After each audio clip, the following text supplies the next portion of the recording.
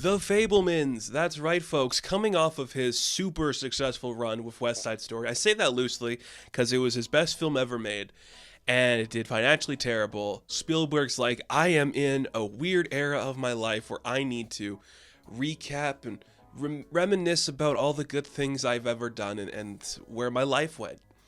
So he's like, what about The Fabelmans? The story of his entire life, pretty much, what led him to fall in love with movies. Which is something you don't want to see that often, but if it's Spielberg talking about his life story, you know that's going to be personal, intimate, and just make it a little more special to be something compelling and worthwhile. So I've been joking for a long time that when I stepped into the theater to see this, I'm going to be bawling my eyes out because, look, Spielberg and I were not the same guy, but we do have a similar trajectory in certain elements of our lives. I don't need to get into it specifically. So seeing the way he handles certain things, I understand them, and it's very fascinating to see. I enjoyed this film a lot. I can't sit here and tell you it's his best film. I can't sit here and tell you it's his best written film. But there's a level of intimacy established in this narrative that feels authentic and powerful and like a guy needed to say it. It is well made in every single form of the word. The guy, no matter if he's trying or not, cannot sit back and not make a good story. So when he's telling the story about why he loves telling stories, you got to imagine that's going to be something he's taken to heart and doing some of his finest work with. I know it's so weird to say, but Spielberg in this current era he's a part of just is on a whole other level where he's just comfortable enough to use the tools he's crafted for decades and make a story unlike anything he's done before. And I don't think this is anything spectacular, but if you don't know every detail of his life, like some of us film fans, of course we know the specific details. There's been documentaries about him, stories he's told about his life. Seeing that played out in a more dramatized way, it still has that impact. It still works in a strong way, and there are some really good emotional beats I love in here. Like the first, I think, maybe 10 minutes of this film, I haven't stopped thinking about. It's not even the most emotional or the most heartfelt, but opening it up with this little kid going to see his first movie, which happens to be The Greatest Show on Earth, and he starts seeing whoa, that's a train crash that's controlled, but it's like seeing beauty in the disaster of things and disaster in the beauty of things. And it starts his obsession, just like a wide-eyed kid so focused on a screen is so powerful, and nobody can really pull it off like he does. There's something about that specific moment that works from Spielberg's perspective. And as the story progresses, let's see this nerdy kid desperately trying to make films while his family life is kind of falling in and out of love. And it's beautiful. It's beautiful. This guy knows how to direct a film, knows where to put the camera to make things insane and powerful and moving in every single part of the word. Oof, this just feels like a film. And that's such a weird thing to say because, yes, every film is a film.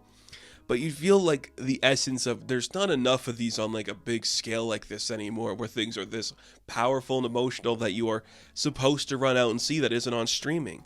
That's a really good thing just to hold on to. Again, I kind of said that maybe the dialogue isn't the best, but it does have that honest effect to it where it sounds like real people talking. It plays off like real people talking. Nobody's trying to look cool or sound cool. And it really helps you got the right actors for the role. So there is a lot of supporting characters in this that show up. The big three, of course, Gabriel LaBelle, who does play the Spielberg stand-in, Sammy Fabelman. He is a really good lead. He has all the charisma of a leading man of a decade we don't have anymore. He's got some Dustin Hoffman vibes, just like this guy who is kind of different, a little bit outside, but you understand that when he's on screen, there's a presence there unlike any other. He is funny, he is charming, he can have big outlandish moments and quiet moments that all play into one beautiful narrative. It is a great display of what this young man is capable of. Of course, you have more higher echelon actors like Paul Dano stepping in as the father figure, who is good at his job. It's kind of weird to think of Paul Dano as a fatherly figure. You just have him stuck in a certain mindset for so long, but he is really good at playing the kind of just honest, humble man who doesn't overreact, doesn't overthink, is just a meat and potatoes kind of guy. He doesn't have to do anything else. He's fantastic and very strong. But again, If you know anything about Spielberg, you know kind of where his power lies in the narrative he wants to weave in his life. The character of Mitzi Fabelman, clearly based off his mother, is obviously the character he wanted to talk about the most. And not even just in like this, I have to dissect my family way. It's more like she was this person he spent his whole life trying to figure out. And Michelle Williams conveys that perfectly, balancing the line between quirky and upsetting in a way that is realistic and authentic. And that's another part I think a certain group of people who have parents who have separated are going to focus on, is just seeing the little moments that break things apart. And you start to realize that as you get older, as you see stuff. Another moment that really stuck out for me is the scene where we see Sammy's trying to like splice together a film reel, and he is watching this family camping trip and seeing the things he didn't really look at until he really had to dissect it with his parents. And you are just doing one take. It's one take of the camera doing a complete 360 around him. Something about that was so powerful. It's like a kid watching the one thing he shouldn't be watching, and it's affecting him in every way imaginable. It is intense. It is frighteningly intense, and I really like seeing that. Just adding something so powerful in a small moment like that. It was incredible to see. Seth Rogen does have a little bit of screen time in here. Very much a role that Spielberg, you again sense that this guy was a huge impact on his life and got him to where he needed to go. And that's cool.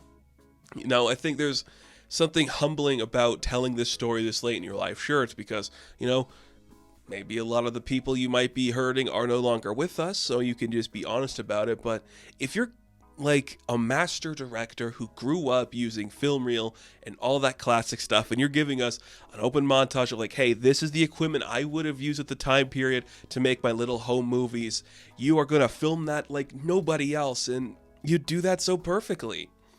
While this film is far from his best work, it is clearly not his worst, and just shows you like sometimes your personal family story that you think maybe is nothing does have impact on you. And just watching a lead character fall in love with movies and understand the formula so effortlessly is amazing. So many of those moments are just great, like when he is filming the high school ditch day and the bully character comes up to him and says, "Why did you film me like that? Like, you made me look like I was like a god out there, and I'm not that." It's a really powerful moment because, again, this guy has hurt him, but he's not going to sacrifice his movie, which is kind of the theme of the film. Art or family. The movie says you can't have both, but Spielberg, I'm sure he'll tell you too, it's hard to find the balance, but sometimes that's the point. You know, you might have to sacrifice the other for the other. It's part of life, and that is the tragedy of this film and the tragedy of family trauma, which is kind of fascinating. So I don't think this film is going to break the mold. There is not a single thing that is bad about it. It's well written, well directed, well acted, well executed in every regard of the word. The Fabelmans did exactly what I needed it to, did exactly what it set out to do, and proved that even though Spielberg is in his 70s, he can still hit you with a punch in the gut that's going to get you to tear up, because you're not going to leave this film without thinking of one big theme or another, or thinking about your love of movies, or thinking about your love for your parents. At times, is it obvious whose side he's on in their separation? Yes, but come on, he was neutral enough. But it's fine, you know. It's not bad. I get it, man. Movies are great. Family stuff is hard. Lose yourself in art. That's kind of beautiful. So, The Fabelmans, I am going to give an 8 out of 10. Thank you guys for watching this review. Be sure to like and subscribe to the channel. As always, you can check me out on Instagram, TikTok, and Twitter. And as always, I will catch you in the next one. Have fun. Stay safe. Good luck.